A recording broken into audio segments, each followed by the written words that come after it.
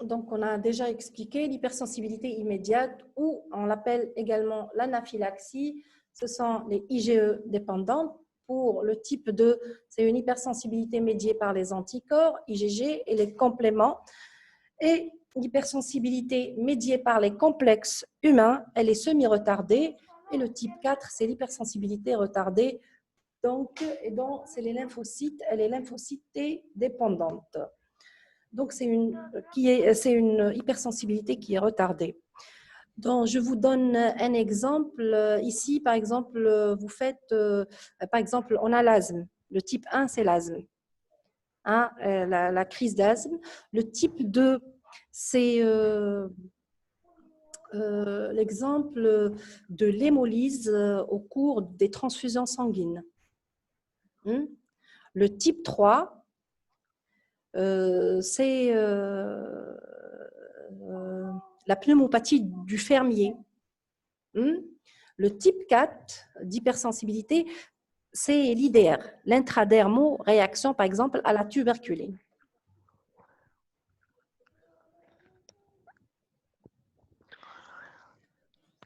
Pour la classification actuelle, c'est la classification de Johansen. Donc, cette classification, elle va scinder les hypersensibilités. Donc, le plus grand chapitre, c'est l'hypersensibilité. Elle va les scinder en hypersensibilité allergique. Donc, il y a un mécanisme immunologique vrai qui est, c'est un mécanisme vrai d'allergie et qui est prouvé. Pour l'hypersensibilité, ensuite, le deuxième chapitre, c'est l'hypersensibilité qui n'est pas allergique. Donc, tout à l'heure, on a dit que l'hypersensibilité est intolérance. Donc, hypersensibilité, l'allergie et l'intolérance. Et toutes les deux, elles rentrent dans l'hypersensibilité. S'il y a un mécanisme immunologique, soit le mécanisme immunologique, il est médié par les IgE, on a dit c'est le chapitre le plus important, hein, le plus important, ou non médié par les IgE. S'il est médié par les IgE, on a le topique, atopique et non atopique. Pour les non atopiques, on a vu les piqûres d'insectes, les aliments, les médicaments, etc. Pour l'atopique, on a les rhinites, l'asthme, les allergies alimentaires professionnelles, taradine, nanana. Pour celles qui ne sont pas médiées par les IgE, c'est les lymphocytes, donc les lymphocytes T, les éosinophiles, les IgG, hein, et plusieurs autres types de cellules. Maintenant, on va essayer d'expliquer les mécanismes de l'hypersensibilité. On va commencer par le type 1. Le type 1 de l'allergie, de la réaction allergique, hein,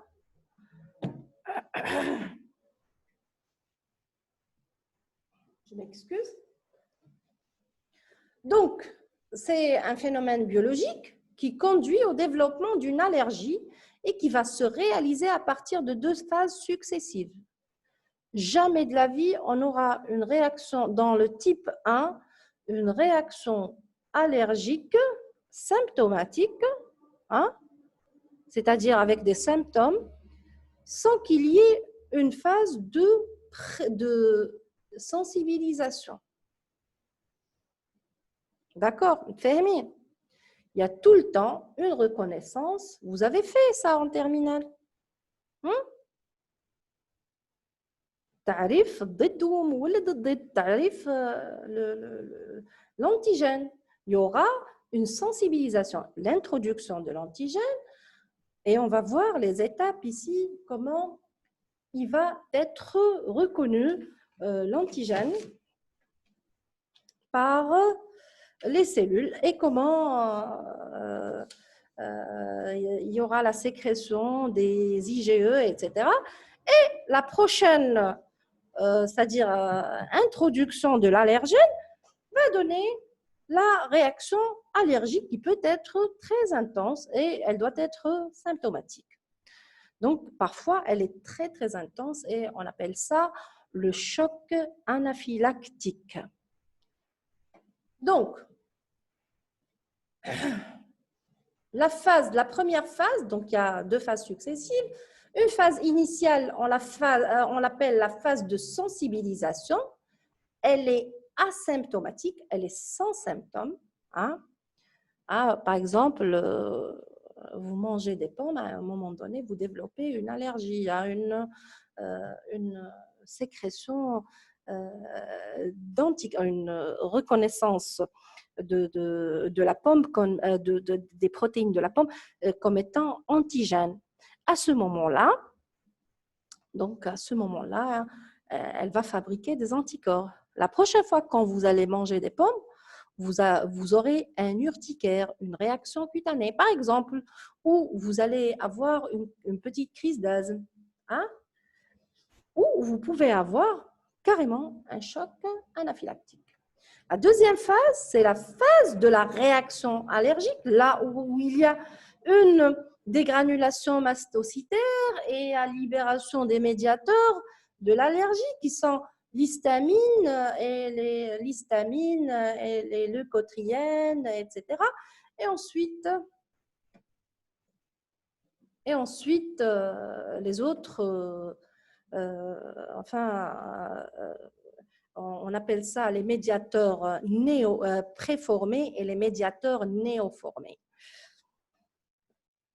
et qui vont être responsables de cette vasodilatation, c'est-à-dire la dilatation vasculaire, vont être responsables de l'œdème de cette urticaire, vont être responsables de la restriction des branches si on a de l'asthme, etc. La première étape, c'est l'étape de sensibilisation qui est asymptomatique. Donc, cette première étape peut avoir lieu pendant la vie intra-utérine, hein, parce que les allergènes, ils traversent la barrière placentaire. Et elles survivent le plus souvent pendant la petite enfance. Donc, cette sensibilisation résulte de la présentation d'un allergène aux cellules T. Hein, les lymphocytes T, c'est les CD4, par des cellules spécialisées dans cette fonction. On les appelle les cellules dendritiques et les cellules de Langerhans de la peau. La présentation de l'allergène, elle va activer les cellules T, les CD4, qui vont se différencier en lymphocytes qu'on appelle TH2, qui vont produire les interleukines 4, les interleukines 5 et les interleukines également 13. L'interleukine 4, il va contribuer à la différenciation, c'est-à-dire il y aura 2 types des lymphocytes B en plasmocytes. Le lymphocyte B en plasmocyte et il va induire la production des immunoglobulines de type E par les plasmocytes. Donc, on aura une sensibilisation. Il y a un problème? Vous m'entendez? Est-ce que vous m'entendez? Oui, madame.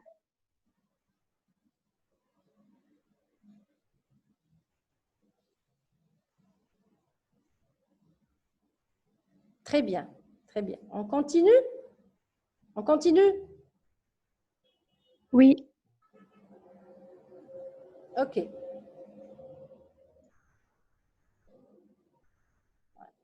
Très bien. Donc, une sensibilisation est la condition nécessaire, mais pas suffisante pour qu'une maladie atopique s'exprime. Voilà, le premier contact par l'allergène, hein, on aura l'antigène qui va s'attaquer donc au plasmocyte et on aura la libération d'IgG spécifique de cet allergène, la fabrication, et on aura la fixation 2, c'est la différenciation. Alors, j'ai dit la différenciation des lymphocytes B en plasmocytes ou les basophiles, et la fixation sur, hein, il y a le récepteur à haute, le FCERI, hein, on l'appelle le récepteur à haute affinité à l'IgE. Donc, on aura une fixation sur les récepteurs, hein, des plasmocytes, et celui-là, c'est le récepteur à basse affinité à l'IgE, et on trouve ça essentiellement dans les plaquettes et d'autres cellules. Donc là, c'est la phase de latence asymptomatique, là où il y a uniquement la fabrication et la fixation des IgE. La deuxième phase, c'est la phase symptomatique. Et là, tout le problème est là, et toute la gravité est là, parce qu'elle peut être, je répète, d'accord.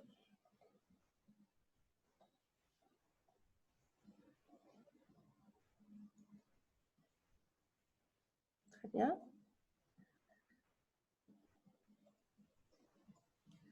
Donc, on aura une première sensibilisation. La sensibilisation, donc, elle résulte de la présentation de l'allergène.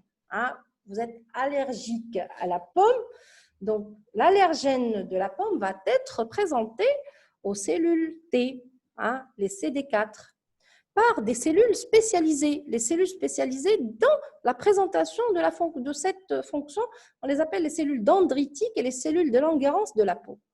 La présentation de l'allergène, quand il est à ce moment présenté, active les lymphocytes T, les CD4, qui vont se différencier en lymphocytes des TH2, et ils vont produire les interleukines 4 et les interleukines 5 et les interleukines 13. Donc, l'interleukine 4, il va différencier, c'est-à-dire il va transformer les lymphocytes de type B en plasmocytes, et celle-là, elle va induire à la production des IgE par les plasmocytes. Une sensibilisation, bon, vous voyez, une fois il y a la libération des IgE spécifiques de l'allergène, ils sont fixés sur le récepteur à haute affinité à l'IgE, sur les mastocytes ou les basophiles. Et c'est pour ça, lorsqu'il y a le contact allergène, anticorps, antigène, il y aura une dégranulation mastocytaire. Il y aura la dégranulation mastocytaire et la libération des médiateurs de l'inflammation. Les médiateurs, ici, c'est essentiellement l'histamine. Essentiellement l'histamine. D'accord? On va voir les effets de l'histamine. Donc, tout ça, c'est une phase qui est asymptomatique. La deuxième phase, c'est la phase effectrice. C'est la phase où il y aura une deuxième introduction de l'allergène. Et là, on aura une symptomatologie. Excusez-moi. Donc, la deuxième étape est une étape effectrice responsable des manifestations cliniques allergiques. Elle survient à l'occasion d'une nouvelle rencontre de l'allergène, et cette phase elle-même, elle va se décomposer en deux phases. La phase aiguë et la phase inflammatoire. Ou là, on l'appelle la phase précoce et la phase tardive. Donc, à l'occasion de la rencontre, madame, pourquoi les IgE?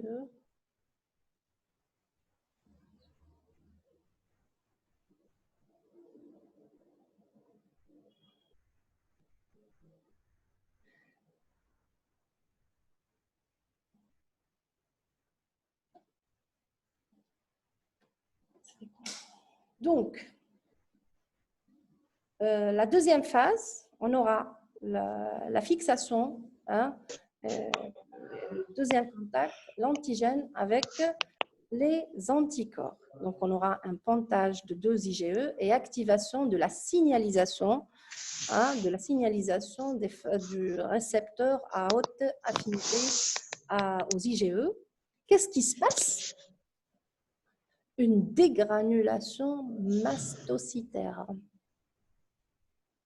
La dégranulation des mastocytes va libérer l'histamine, les enzymes, les cytokines, hein, qui sont déjà... Oui?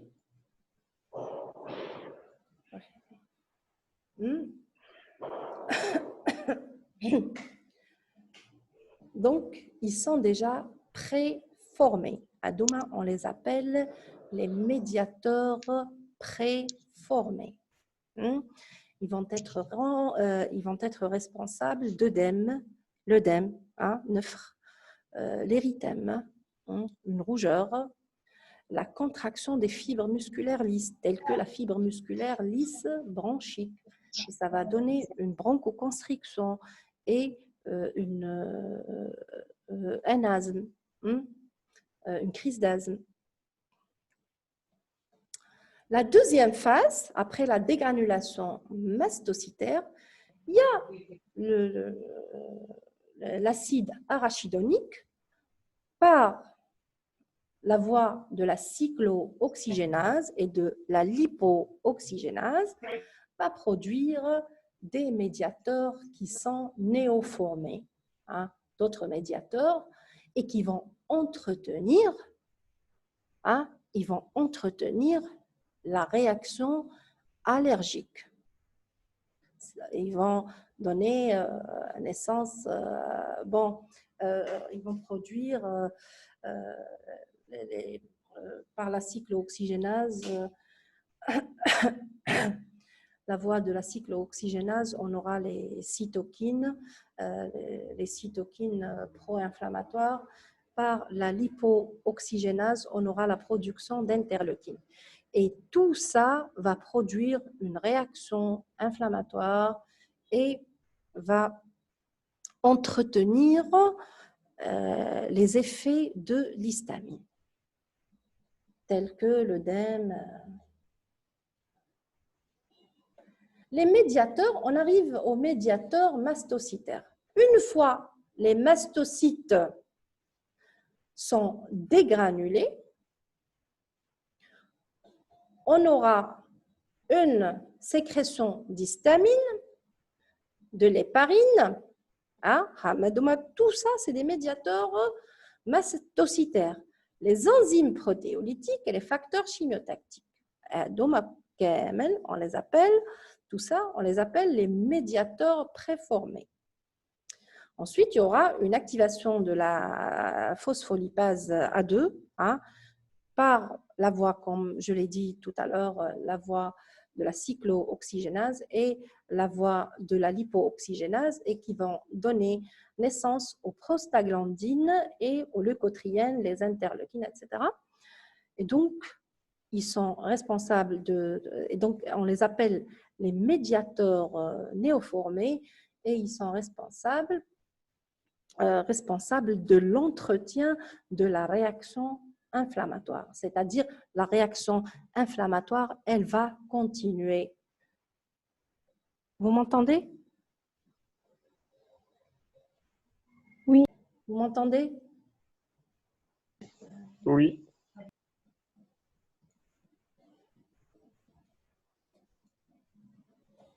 Les récepteurs à l'histamine. La réaction de type 1 de Gell et Coombs, c'est la plus importante. C'est la plus importante. Il y a les récepteurs H1, H2 et H3. Les récepteurs H1, ils se trouvent au niveau des branches. Leur stimulation va donner une bronchoconstriction, c'est-à-dire la branche. Et ça va donner une crise d'asthme. Au niveau des artères, ça va donner une vasodilatation, une dilatation des vaisseaux. Imaginez que la réaction elle est intense, elle est importante, on aura un choc anaphylactique, une vasodilatation très importante, une hypotension artérielle, etc., et qui peut donner la mort. Une hyperperméabilité au niveau de la peau et au niveau de l'iléon, on aura des contractions et une augmentation de la sécrétion et qui va donner un hyperpéristaltisme intestinal responsable de diarrhée. Les récepteurs H2, ils se retrouvent au niveau de l'estomac. Et donc, on aura une sécrétion acide et au niveau cardiaque, on aura une accélération du rythme cardiaque. Les récepteurs H3 se trouvent au niveau du cerveau et ils sont responsables de somnolence. Maladie Urgut. Il y a une crise d'asthme, même si personne... Oui, même si la personne n'est pas asthmatique, oui. Ouais. Et on ne parle pas d'asthme à ce moment-là, parce que l'asthme, c'est une maladie. On parle de bronchoconstriction, une constriction de la branche, de la fibre musculaire lisse bronchique. D'accord?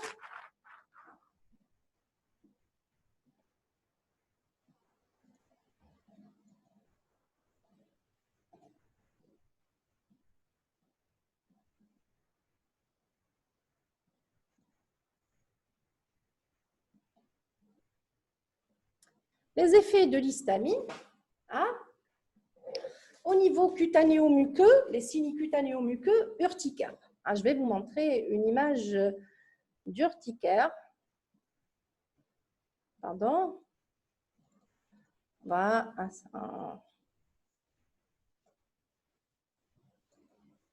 Voilà. C'est ça l'urticaire. Vous le voyez? Vous voyez l'urticaire? Oui, madame. Très bien.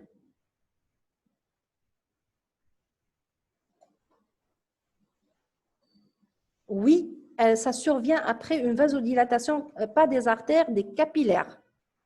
Elle survient après une vasodilatation capillaire, responsable de l'œdème. C'est une physiopathe qui est un peu... Normalement, vous l'avez déjà fait en 3e année, dans le cours des états de choc, le mécanisme de l'état de choc anaphylactique.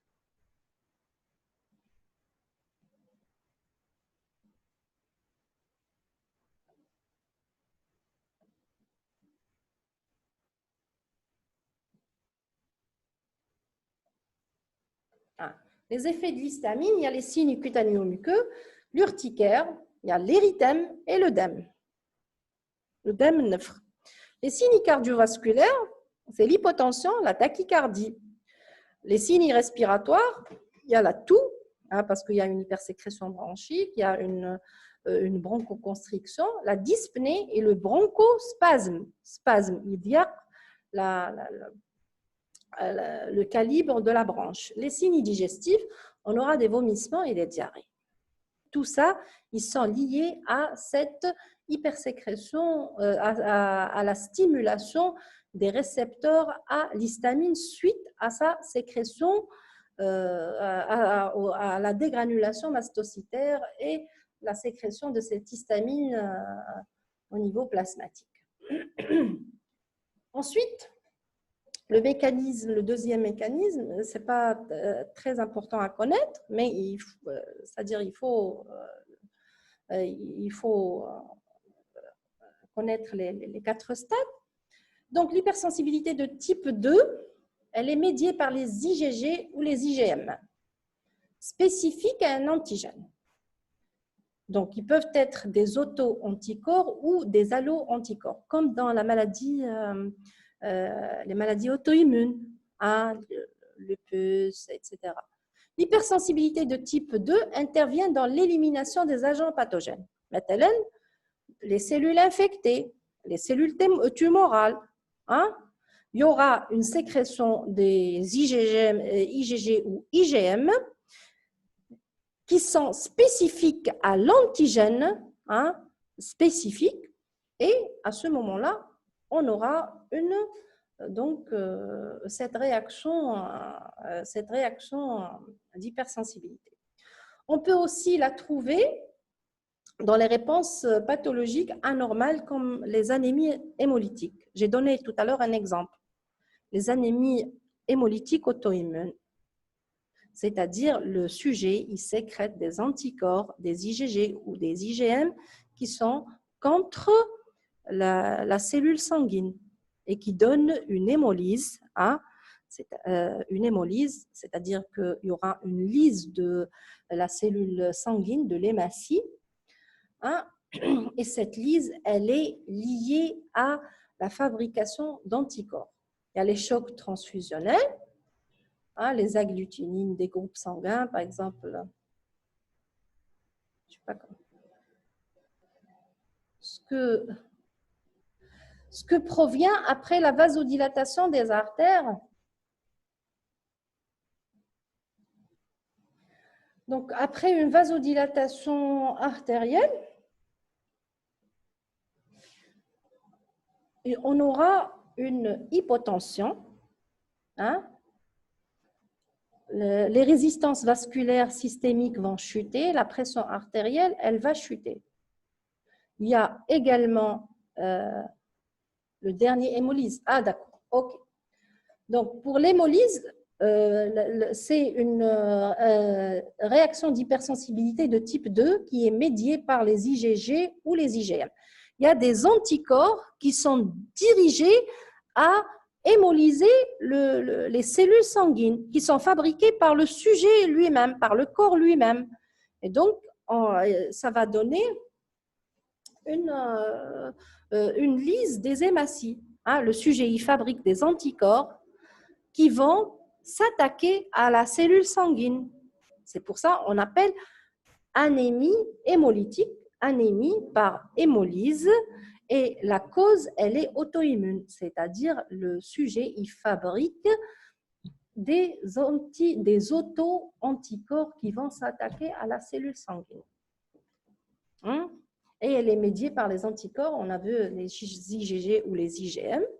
On trouve ça dans les chocs transfusionnels, par exemple, parfois dans les erreurs transfusionnelles. On trouve ça dans l'incompatibilité rhésus mère-fœtus.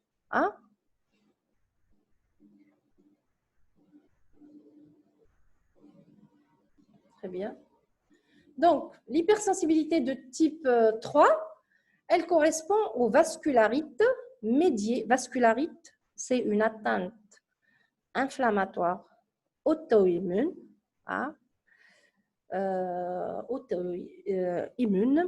donc médiée par le dépôt de complexes humains sur les parois des vaisseaux ou sur les membranes basales.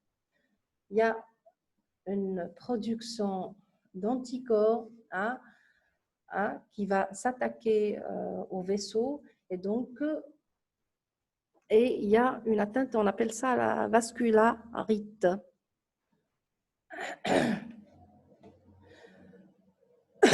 Les complexes humains, le complexe humain est présent principalement dans les maladies auto-immunes. Les maladies auto-immunes, le lupus ou la maladie, le purpura rhumatoïde, certaines maladies infectieuses, glomérulonéphrite. Il y a une fabrication de complexes humains. Ces complexes humains, ils vont se disposer sur la paroi des vaisseaux et les membranes basales des vaisseaux et vont donner ce qu'on appelle la vascularite. Et c'est une réaction d'hypersensibilité de type 3. Kima Gunateni, la maladie des fermiers. Ouais.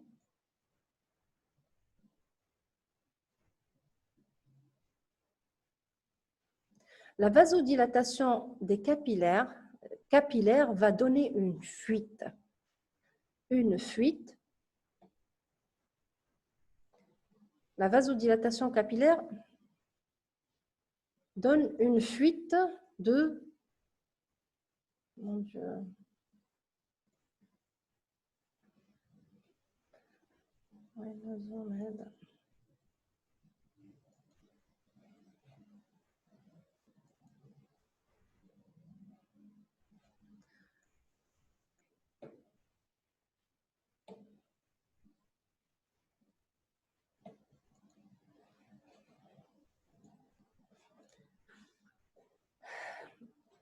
une fuite d'eau au niveau des vaisseaux, une fuite d'eau au niveau des capillaires.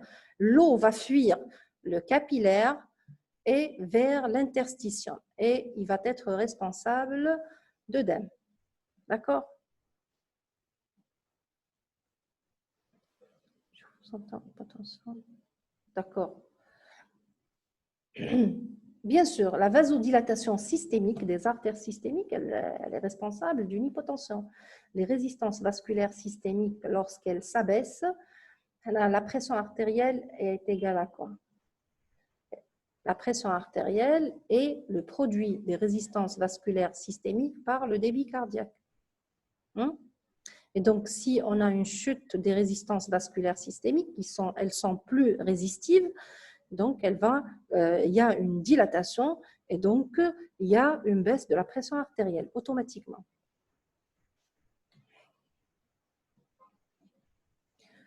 Bon, pour l'hypersensibilité de type 4,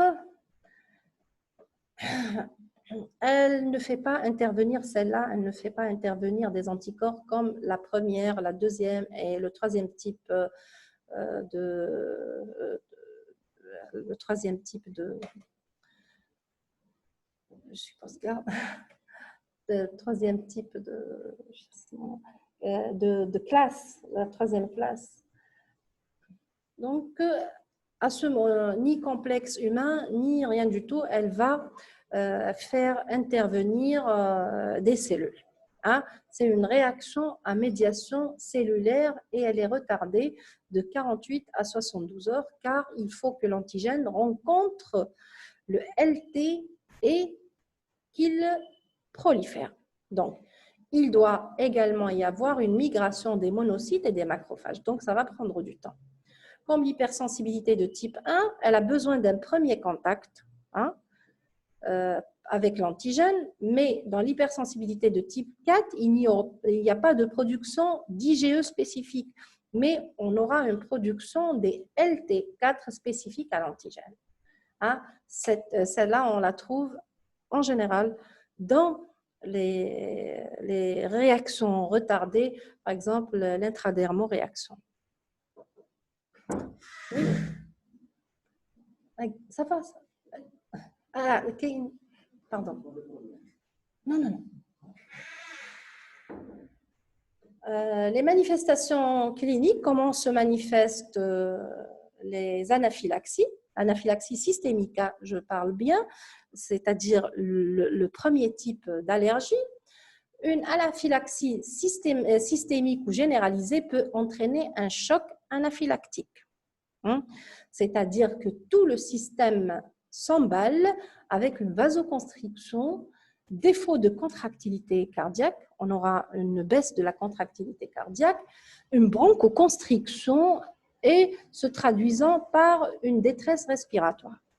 C'est-à-dire le malade, il a mangé des fraises, ou il a pris un médicament, par exemple des pénicillines, il est déjà connu pour une hypersensibilité à la pénicilline, une allergie, il est allergique à la pénicilline. La deuxième fois, quand il va prendre la pénicilline, hop, il va faire un choc anaphylactique. Ce choc anaphylactique, c'est quoi? C'est une réaction immunitaire qui est intense et exagérée et elle va atteindre essentiellement le cœur et vaisseaux et l'appareil respiratoire. Les vaisseaux par une vasodilatation, le cœur par une baisse de la contractilité cardiaque et les poumons par une bronchoconstriction. Il va te faire une crise qui mime un bronchospasme, une détresse respiratoire, il peut mourir. Il peut faire également un œdème de Quincke avec œdème au niveau des voies aériennes supérieures et ça peut tuer. Ça peut entraîner la mort si on ne prend pas en charge rapidement. On dit le cœur tachycardie. Madame, pourquoi elle va se manifester par une détresse parce qu'il y a une bronchoconstriction. Parce qu'il y a une sécrétion d'histamine. La sécrétion d'histamine, elle va donner la bronchoconstriction. Vous m'entendez? Vous m'avez compris? Bien sûr, quand il y a une hypotension, il y a la tachycardie, c'est normal.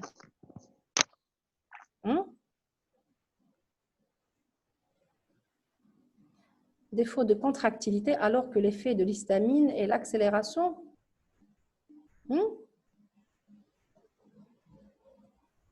Oui, ça donne une baisse de la contractilité cardiaque, l'effet. Et puis, il ne faut pas oublier les autres médiateurs qui ont été sécrétés.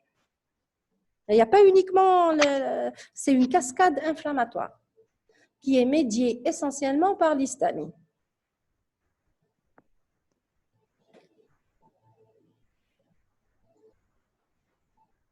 Une anaphylaxie localisée est due à la dégranulation des cellules dans la muqueuse. Par exemple, au niveau de ORL, l'œil, le nez, le tractus respiratoire supérieur, on aura une rhinite allergique. Au niveau du poumon, le tractus respiratoire inférieur, on aura un asthme. Au niveau dermatologique, on aura l'urticaire, comme on l'a vu. C'est des réactions papuleuses avec œdème et érythème. Les allergies alimentaires vont donner des vomissements, des diarrhées, de l'asthme et de l'urticaire. On peut avoir, c'est normal, on peut avoir même des chocs anaphylactiques d'origine alimentaire, suite à une allergie alimentaire.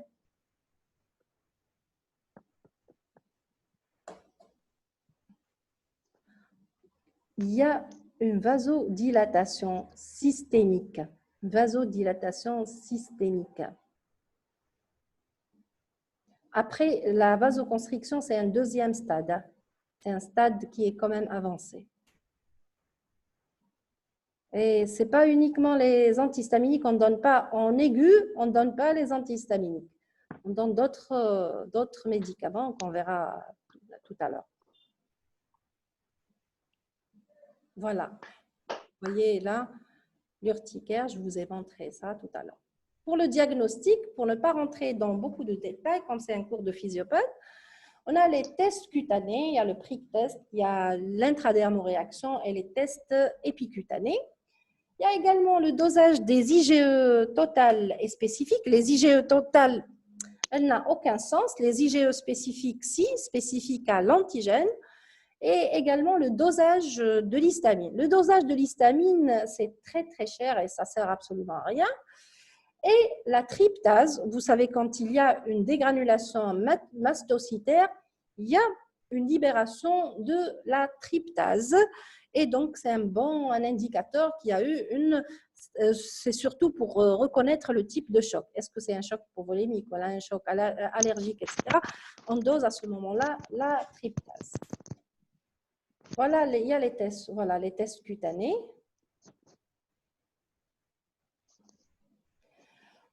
Pour le choc anaphylactique, c'est important de connaître, il y a 3 stades. Il y a 4 stades du choc anaphylactique. 4 grades de...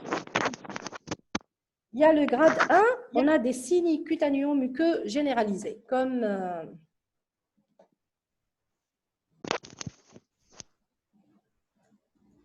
voilà. Des signes cutanéo-muqueux généralisés. Ça, c'est le grade 1. Et ça ne nécessite pas, ça nécessite un traitement, on peut donner des antihistaminiques, etc. Le deuxième stade, c'est une atteinte multiviscérale modérée. Au moins 2 viscères qui sont atteints. OK? Au moins 2 viscères, par exemple,